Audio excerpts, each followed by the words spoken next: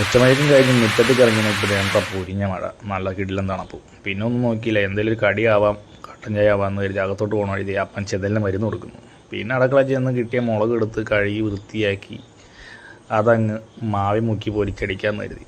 അപ്പം ഈവനിങ് സമയത്ത് ചുട്ട നല്ല മഴയും ആ സമയത്ത് നല്ല ചൂട് ബജി ഉണ്ടെങ്കിൽ എന്നാ ടേസ്റ്റാണല്ലേ. അതിൻ്റെ കൂടെ കട്ടൻ ചായയും കൂടി ആയി പിന്നെ അന്തസ് ഒന്നും വേണ്ട. അപ്പോൾ അതിനുള്ള മാവെല്ലാം റെഡിയാക്കി മുളകെല്ലാം കഴുകി വൃത്തിയാക്കി വെട്ടി അരിഞ്ഞ് ആ മാവിലങ്ങ് മുക്കണം. ആ മുക്കിയെടുത്ത് തിളച്ച എണ്ണയിൽ അങ്ങ് ഇട്ട് കഴിയുമ്പോൾ എൻ്റെ മോനെ കളറ് മാറുന്നൊരു മാറ്റമുണ്ട്.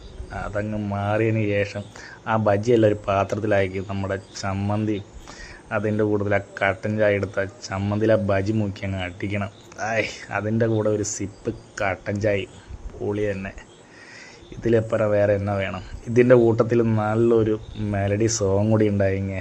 ആഹാ അന്തസ്.